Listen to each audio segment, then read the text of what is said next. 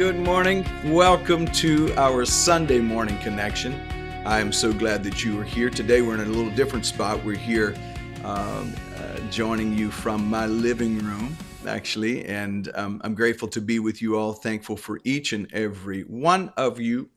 Thank you for being a part of this community. Thank you for choosing this space. You could have been anywhere else today, but you have chosen to be here, and I am grateful for that. We've been in our series.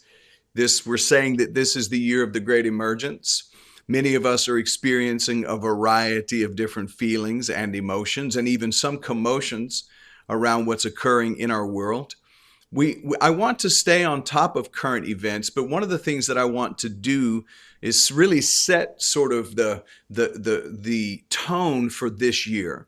And I believe that this year is a year of opportunity for us, not just opposition. We're not in trouble, we're in transition. In fact, go ahead and type that into the comments. We are not in trouble, we are in transition.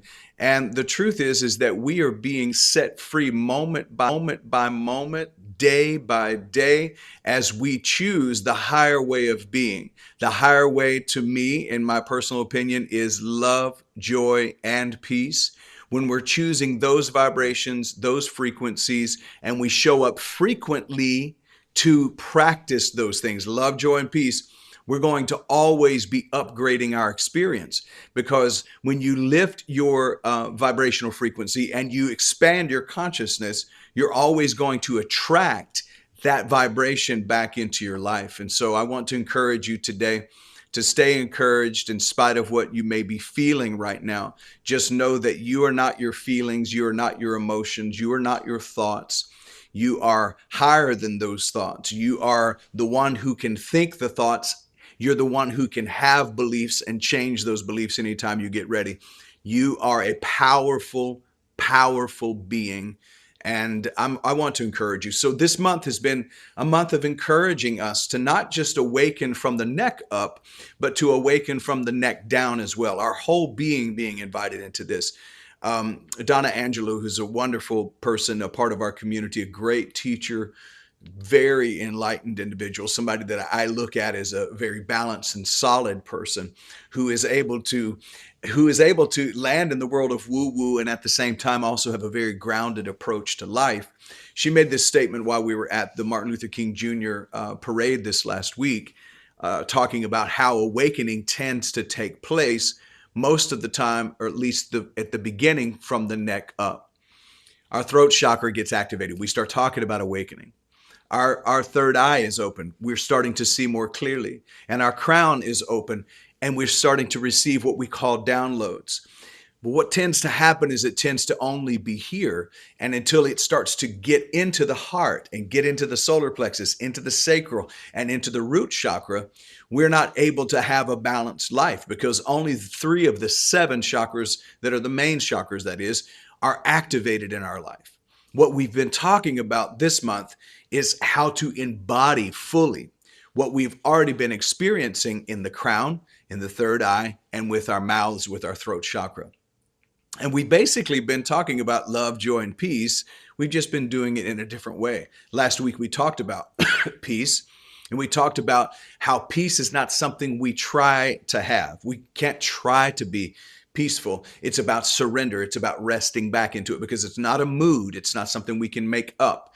It is something that occurs as we become more and more aware of our true selves. So today I wanted to look at joy as a sign of alignment, but not denial, as we're in this month of arrival.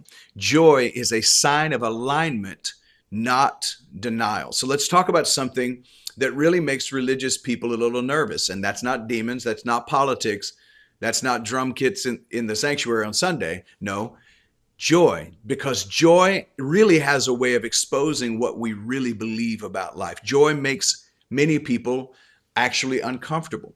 And I'm not talking about the loud kind of joy, not the performative kind of joy. I'm talking about that quiet joy that shows up in the middle of an uncertainty. How you can be at peace and be in a sense of joy that everything is going to be all right, even in the midst of uncertain times. Sometimes it's very unnerving to people. We're often suspicious of joy when the world feels unstable. Our world is unstable. First Unity Spiritual Campus feels unstable. Our lives feel unstable. And we wonder if it is irresponsible, honestly, to be joyful. We start to think that maybe it's naive, that it's tone deaf, that you're ignoring the obvious. And we ask ourselves, how can I feel joy when there's so much that seems unresolved in our world, so much chaos in our world? So what do? Often we delay joy. We put joy on layaway.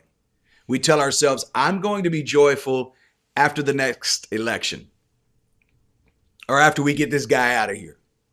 I'm going to be joyful after this diagnosis in my body clears.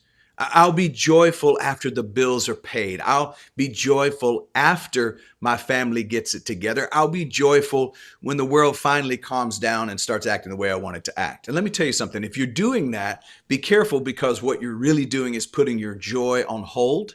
You're putting it on layaway, and you're saying it's too expensive for this moment when in fact it's actually free. I came to preach to somebody today that life does not calm down. That's not how life works. Life keeps lifing. It keeps happening. And if you keep waiting on the world to change so that you can have permission, you will die with your joy still in the box. It's a gift, and you will die with it unwrapped and still in the box. So let me tell you the truth today. Joy is not denial. Joy is alignment. It's alignment with a higher truth. Can you say alignment? Maybe type alignment into the comments. Say alignment. I choose alignment. Because if you need to hear this like medicine, some of you need to hear this like medicine, then I'm here to give you a dose of it. Joy is not irresponsibility. Joy is not tone deafness. Joy is not you ignoring pain. Joy is your soul saying, I'm still here. I still belong. I have not been erased. I have not been conquered. I have not been overcome. That is not denial. That is resurrection. And that's resignation back into the truth. It's coming home. It's remembering who you truly are. And the only reason we need to remember it is because something in our life has dismembered it and disconnected us from the truth of our human divinity. Now, I want to look at a few things today that I think are important.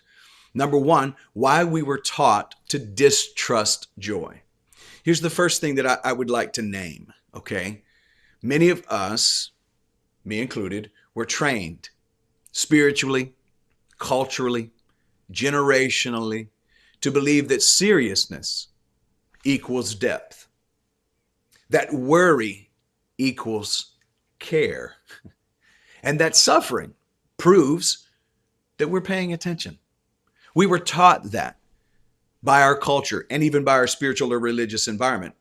If you worried, you were responsible. If you were anxious, you actually cared. If you were stressed, you were spiritual, or at least religiously aligned. Some of you grew up with a belief system that made joy feel suspicious. So in other words, if you were laughing too hard, you were accused of being too wild. Some people think that Reverend Mickey here is too wild because she's always laughing and enjoying herself. Some people think that Kathy is too wild because she's always enjoying herself. Some people think that Iman may be too loud because Iman, when there's a question that's asked about grateful and what are you grateful for, and tell us some good news, she'll tend to come to, I'm amongst the living. I'm alive. That's what I'm grateful for. That's the good news. Some people think that's too wild. We were taught that if you were enjoying yourself too much, you needed to pray just a little more. If something good happened, you better not act too happy because something bad might be coming right behind it. Don't celebrate too much now because the devil's going to get after you now. So be careful, be mindful. Anybody you know that was programmed that way? That program that says, if I'm not bracing, I'm not safe. The joy and peace are almost too vulnerable. So when joy tries to arrive, our nervous system doesn't say, you're welcome here. It says, what's the catch? What's for real here? What's really happening? I don't want anybody to get anything over on me. When joy knocks on the door, trauma tends to answer. And trauma doesn't know the difference between joy and danger because both require openness. But here's what I want you to hear today. If you don't hear anything else, joy does not disrespect pain. It does not bypass grief. It does not erase compassion. Real joy doesn't minimize the world. Real joy says, I can see the world clearly and still choose aliveness. Depression says, I see the pain and I conclude that there's no goodness. Spiritual bypass says, I ignore the pain and I pretend everything is good. But joy says, I can hold both. I can hold grief and gratitude. I can hold the ache and the awe. I can hold the sadness and still smile. Joy is not denial. Joy is integration. And that is why joy scares systems that are built on fear, because fear wants to make sure your emotional range stays narrow. Fear wants you predictable. Fear wants you manipulative. Yes, that. Able to be manipulated. But joy creates sovereignty. That's a word we don't hear much in a world that wants to control us. I'm going to say that again. Joy creates sovereignty. And when joy rises in a human being, you become harder to control. As I've said to you before, in some ways, joy is a resistance to what's occurring in a world that wants you to be in sorrow, wants you to be afraid, wants you in fight, flight, or freeze. And number two, joy as a nervous system experience. Now listen to this. This is where we go a little deeper in terms of joy. Joy is not a concept or just a concept. Joy is not just a sermon line or a sermon title. Joy is actually a nervous system experience. Joy is what happens when the nervous system, the body, the whole being stops bracing for impact, stops expecting the next shoe to drop. Joy is what happens when the body exhales and says, I can be here without armor. I can be vulnerable. I don't have to have armor. So hear me. Joy is not an emotion that you manufacture, that you just fake and you come up with, but joy is a psychological response to the present moment. Let me say that again, because that right there is a whole theology. You don't have to chase joy. You don't have to force joy or manufacture it. You don't have to fake it. You get to return to it. Joy comes when you arrive in the present moment. Joy comes from coming home to your true self. This is why joy often shows up in small moments, a laugh, a breath, a shared glance, a memory, a piece of music that you just really enjoy, I-N-J-O-Y.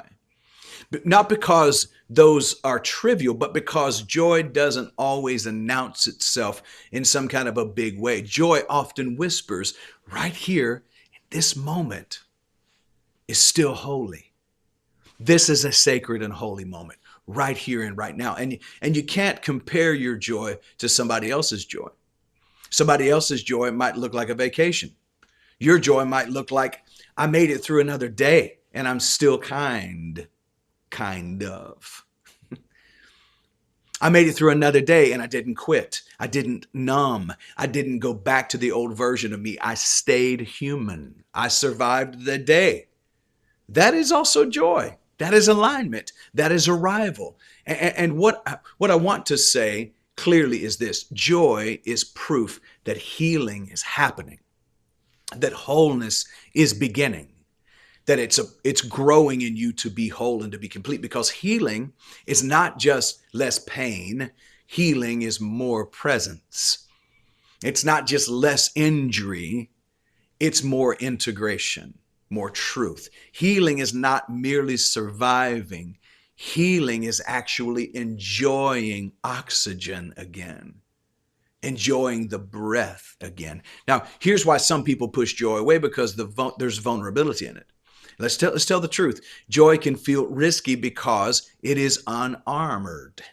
It doesn't have a shield on. It doesn't hold a sword. To feel joy is to be open. To feel joy is to let life touch you deeply. And many of us learned that openness was dangerous. We were taught that by our life experience. So we keep joy at a distance.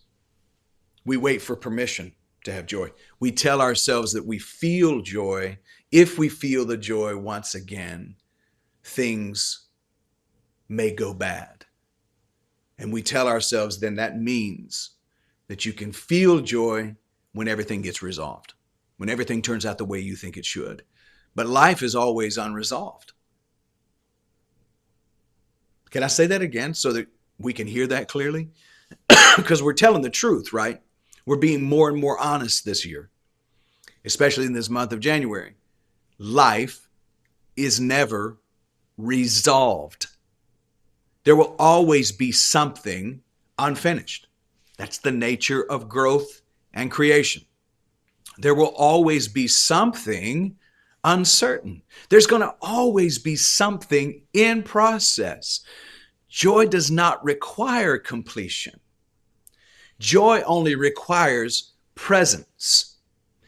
I know I'm repeating myself multiple times today, and I'm not trying to be too preachy, but these are some nuggets I'd like for us to really feel this today. Joy does not require completion or for something to be resolved.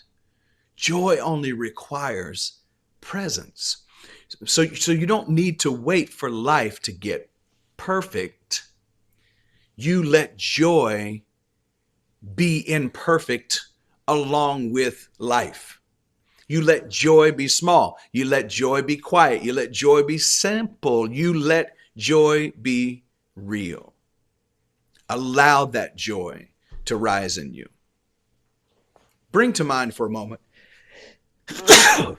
Wow, that one snuck up on me. Bring to mind for a moment something small that has brought you a sense of ease or warmth recently. Nothing dramatic. Notice where you feel that in your body for just a moment. Seriously, bring something to mind, someone to mind. You don't have to explain it. You don't need to compare it. There's no need to downplay it, but stay with the sensation for about 10 seconds. And stay there in that trust for just a moment. Feel the sense of joy. Don't manufacture it, just feel it. Was it a smile on a child's face? Was it some kind of quirky thing your fur baby did, your dog or your cat? Was it something that your partner said or did? Feel that for just a moment in your body. Notice where you feel it. And again, don't try to explain it. There's not going to be a test. But stay with that sensation. Maybe 10 seconds longer than you would normally. Just stay with it a moment.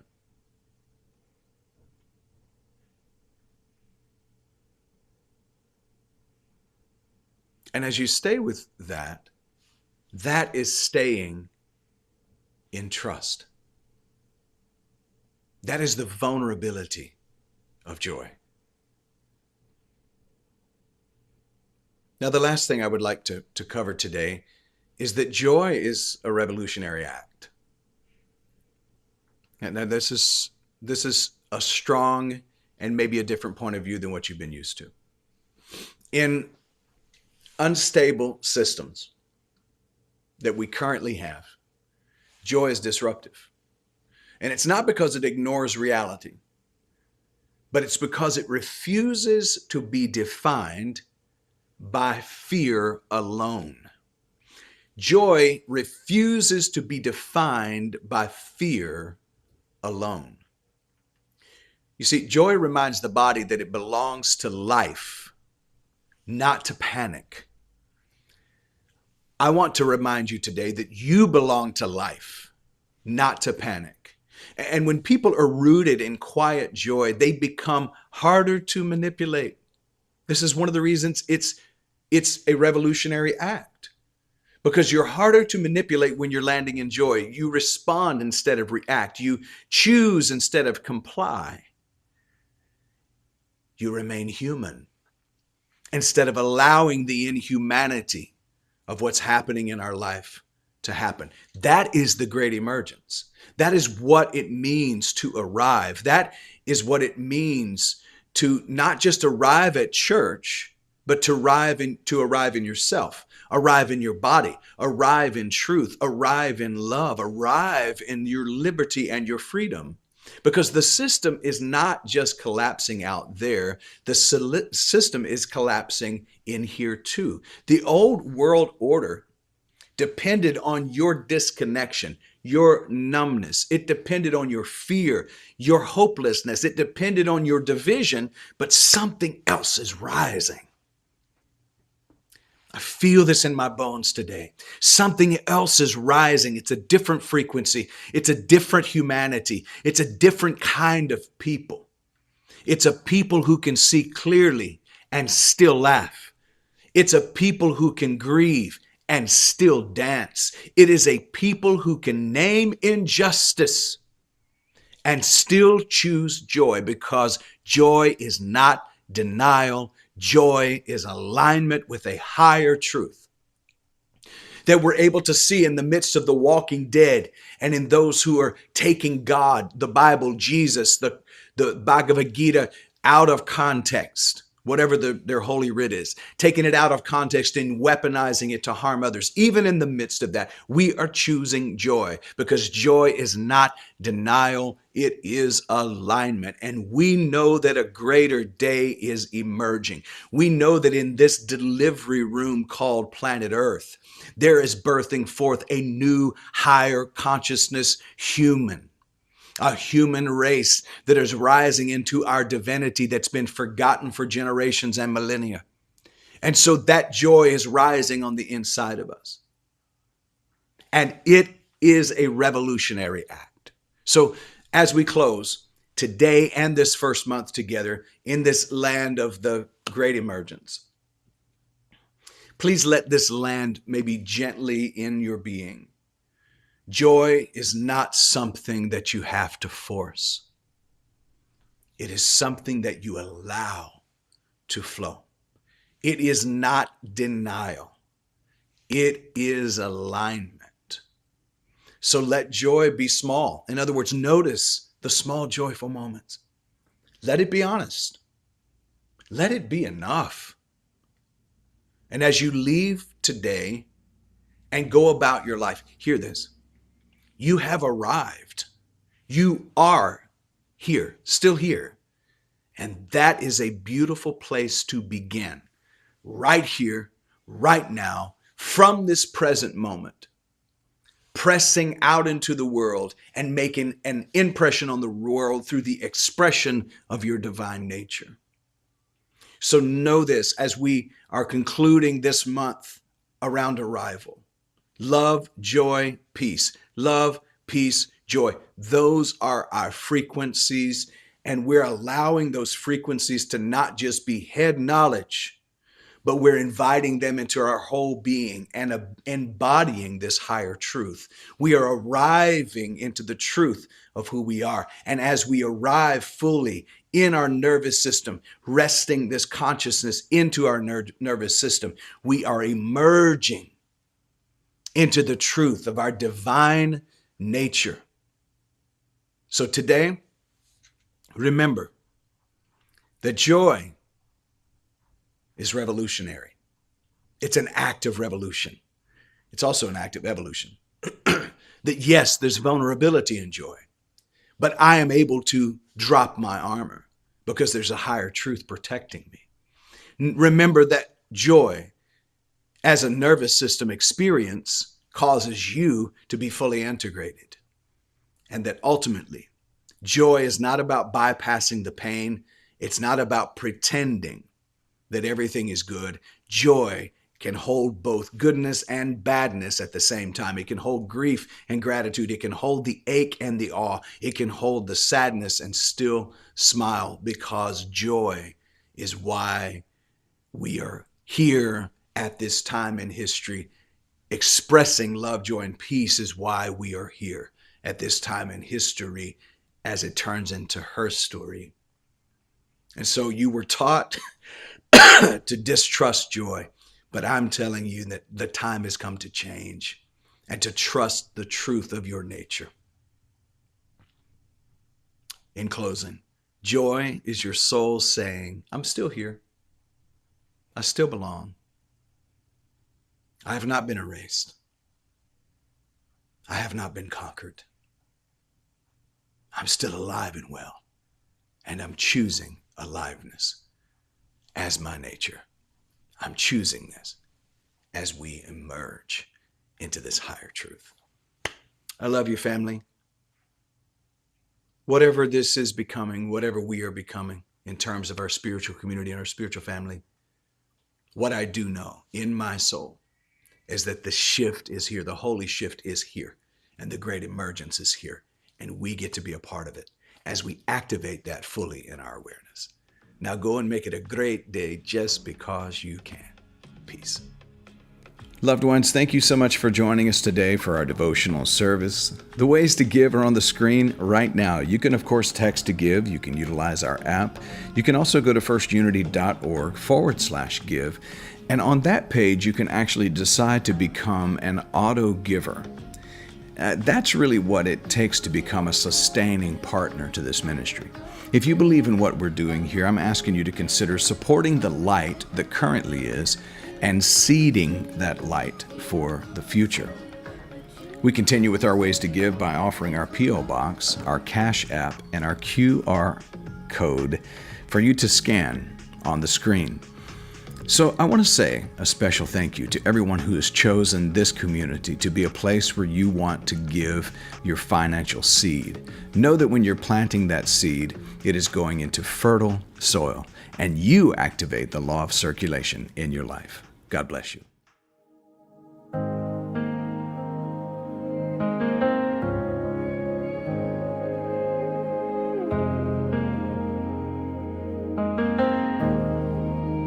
Let there be peace on earth, and let it begin with me. Let there be peace on earth, the peace that was meant to be.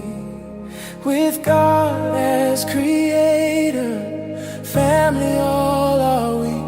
Let us walk with each other in perfect harmony. Let peace begin with me.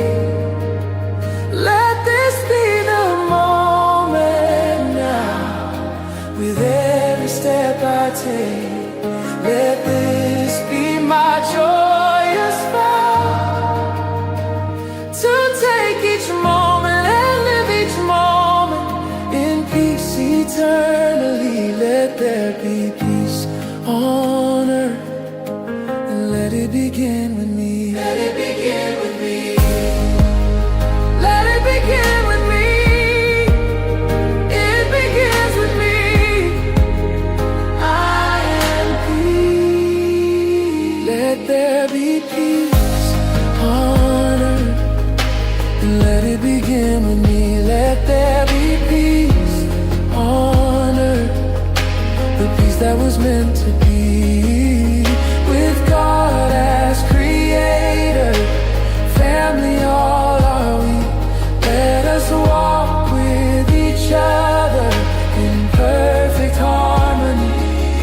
Let peace begin with me. Let this be the moment now. With every step I take, let this be my joyous vow, to take each moment and live each moment in peace eternally. Let there be peace on earth, and let it begin with me. Let it begin with me. Let it begin with me. It begins with me. I am peace.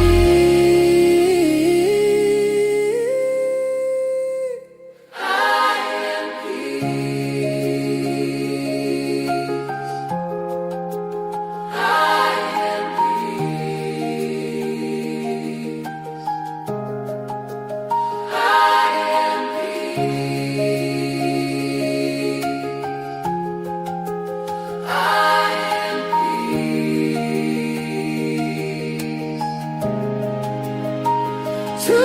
take each moment and live each moment in peace eternally. Now there is peace on earth, and it has begun.